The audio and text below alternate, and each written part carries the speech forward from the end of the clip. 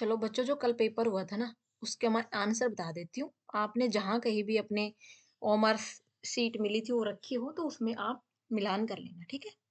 तो सबसे पहला क्वेश्चन है, निम्नलिखित में से कौन-सा कारक वृद्धि और विकास को प्रभावित नहीं करता?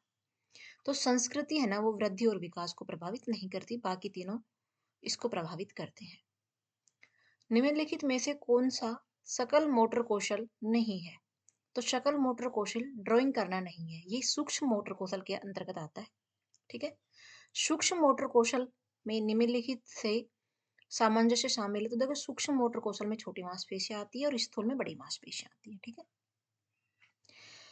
आंदोलनों को नियंत्रित करने और समन्वय करने की क्षमता को इस रूप में जाना जाता है, मोटर समन्वय के रूप में जाना जाता है। कार्य करते समय शरीर की स्थिति स्थिर बनाए रखने की क्षमता को क्या कहते हैं? इसको संतुलन कहते हैं, ठीक है? निम्नलिखित में से कौन-सा लोकोमोटर कौशल का उदाहरण है? तो उछलना है ना, वो लोकोमोटर कौशल के अंतर्गत आता है। मानवतावादी को मनोवैज्ञानिकों ने क्या समझाया है? मानवतावादी को ह्यूमनिस्ट यानी कि मानवता ही समझाया है। बहिर्मुखी लोगों की सामाजिक भागीदारी होती है। जो लोग बहिर्मुखी होते हैं, जो गाँव में समाज सेवा का काम करते हैं, वो सामाजिक होते हैं, वो सब बहिर्मुखी के अंतर्गत आते हैं। सर्वश्रेष्ठ सामाजिक संतुलित व्यक्ति का संकेत है, ठीक है? जो सर्वश्रेष्ठ होता है वो सामाजिक होता है। वो जो सामाजिक होता है वो संतुलित व्यक्ति का सबसे अच्छा संकेत होता है। माता-पिता का अपने बच्चों के व्यक्तित्व पर प्रभाव पड़ता है, तो बचपन में सबसे अधिक पड़ता है, ठीक है ना? भाषण पर अच्छी पकड़ की आवश्यकता होती है, तो भाषण पर अच्छी पकड़ की आवश्यकता होती है भाषा की। अगर भाषा ठीक है, तो अभ्यास भी होगा, हाव-भाव भी होगा और गतिविधि भी होगी। लेकिन हमारी भाषा ही ठीक नहीं है, तो फिर अच्छी पकड़ नहीं हो सकती। कुछ जन्मजात लक्षण बदले नहीं जा सकते, ठीक है ना? जो जन्मजात लक्षण होते हैं, वो बदले नहीं जाते। कोई व्यक्ति मौखिक, लिखित और हाव-भाव तीनों ही तरीके से अपनी अभिव्यक्ति को दर्शा सकता है। मौखिक का मतलब बोलकर, लिखित का मतलब लिखकर और हाव-भाव का मतलब होता है इशारों से, ठीक है? तो जो गूंगे लोग होते हैं वो इशारों से यानी कि गेस्चर, पोस्चर से अपनी बातों को समझाते हैं। लक्षणों को इस प्रकार परिभाषित किया गया है। तो शारीरिक विशेषताएं जो हमें अन्य लोगों से अलग करती हैं, कितने भी लोग हों, सबकी अपनी-अपनी शारीरिक विशेषताएं, body language, body gesture, body posture सब अलग-अलग होते हैं।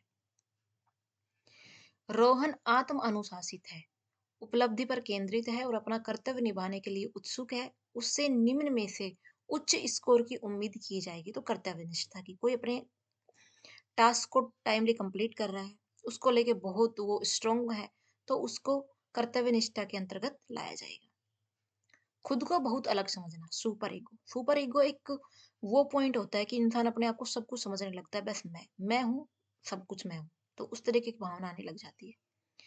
कुछ क्षेत्रों में व्यक्तियों द्वारा कम समय में किया गया विकास निम्नलिखित को जन्म देता है। तो जहां पर कम विकास होगा वहां कुपोषण, गरीबी, परिस्थिति अवनति, ये तीनों ही कंडीशन हो जाती है। पुरुष और महिला होना हमारा भाव हमारे लिंग की पहचान करवाता है, ठीक है? जेंडर आइडेंटिटी के अंतर्गत आता है। अपरिचित लोगों का डर जो 6 से 9 महीने में उभरता है, उसको कहते हैं स्ट्रेंजर एंजाइटी, अजनबी की चिंता। अगर बच्चा खेल रहा है और ऑन सडन उसके सामने बाहर से कोई व्यक्ति आ जाता है तो वो डर जाता है, जिसको जानता नहीं है, ठीक है? वो सोचता है कि पता नहीं ये तेरे को मारेगा, पीटेगा, क्या करेगा। तो उसके अंदर एक अजनबी की चिंता होने लग जाती है। बचपन कौशल सीखने के लिए आदर्श उम्र है। तो बचपन में संज्ञानात्मक कौशल सीखने की सबसे आदर्श उम्र होती है, क्योंकि अगर संज्ञानात्मक कौशल अच्छा है ना, तो मोटर कौशल, सामाजिक कौशल, इमोशंस वो सब ठीक से विकसित हो जाएंगे। 4 वर्ष की आयु से पहले बच्चे अपने किसको नियंत्रित करने में विकासात्मक रूप से सक्षम नहीं होते। तो जो भावनाएं होती है ना, उसको बच्चा नियंत्रित नहीं कर पाता है।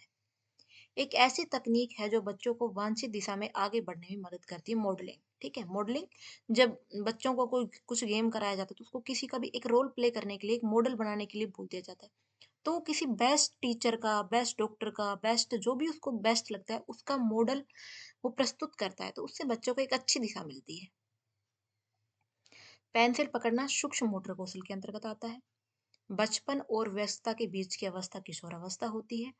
भाई टेक्सटाइल, ये तो थे अपने एचडी के क्वेश्चन, अब है सारे टेक्सटाइल के क्वेश्चन। टेक्सटाइल सुपर इजी आया था, इसमें तो फिर भी एचडी में थोड़ा कंफ्यूजन रहता है, बट एचडी बहुत इजी है, टेक्सटाइल बहुत इजी आई थी। ठीक है, तो टेक्सटाइल शुरू करते हैं। कपास, ऊन, रेशम प्राकृतिक रेशे होते हैं। रेशम कीटों के पालन के बारे में निम्नलिखित में से कौन सा कथन सत्य है? रेशम प्राप्त करने के लिए रेशम कीड़ों के पालन को सेरीकल्चर कहा जाता है। रेयॉन, नायलॉन और पॉलिएस्टर सिंथेटिक फाइबर के उदाहरण हैं। कतरनी त्वचा को साफ करने की प्रक्रिया को स्कोरिंग कहा जाता है। फाइबर को कपड़े में बदलने में निम्नलिखित में से कौन सी तीन प्रक्रियाएं शामिल हैं? देखो, पहले यार्न, यार्न का मतलब होता है धागा, पहले धागा बनाते हैं, फिर उससे फाइबर यानी कि कपड़ा बनाते हैं, फिर उससे फैब्रिक बनाते हैं। ठीक है, पैरासूट, रस्सी और स्लीपिंग बैग बनाने के लिए निम्नलिखित में से किस फाइबर का उपयोग किया जाता है? तो जो नायलॉन है ना, उसका उपयोग किया जाता है। भेड़ों से ऊन निकालने को कतरन यानी कि शेयरिंग प्रोसेस कहा जाता है। निम्नलिखित में से किस पौधे के रेशे को गोल्डन फाइबर कहा जाता है? जूट को कहा जाता है। ये सारे क्वेश्चन मोस्टली मैंने सारे कराए थे, कुछ क्वेश्चन अलग आए। कौन सा मानव निर्मित फाइबर है? तो रेयन है जो मानव निर्मित है। ठीक है, कपास के रेशे को उनके बीज से अलग करने की जो प्रक्रिया होती है उसको गिनिंग प्रोसेस कहते हैं, ओटाई प्रक्रिया कहते हैं। ठीक है, रेशे की सबसे छोटी इकाई रेशा होता है। किस प्रकार की बुनाई चमकदार सतह वाली होती है? जो साटन होती है ना, वो चमकदार होती है। जूट के रेशे प्राप्त होते हैं, जूट के पौधे के तने से प्राप्त होते हैं। ठीक है, कपड़े की बुनाई का काम किया जाता है, हथकरघे से भी होता है और बिजली के करघे से भी होता है। और ये क्वेश्चन है ना, जब मैंने क्वेश्चन कराए थे तो ये क्वेश्चन बार बार रिपीट हो रहा था, बार बार रिपीट हो रहा था, और मैं कह रही थी आपसे कि मोस्ट इंपॉर्टेंट है, आएगा ये, और आ ही गया। इनमें से कौन सा कताई उपकरण है? तो तकली भी है, चरखा भी है, करघा। वैसे करघा तो मेनली रूप से ना कपड़े को बनाने में काम आता है, लेकिन तकली और चरखा ये दोनों कताई के उपकरण है। अब इन दोनों से कताई होगी तो इसमें ए और सी का कोई ऑप्शन है नहीं, तो इसमें उपरोक्त सभी फिर सही माना जाएगा। ठीक है,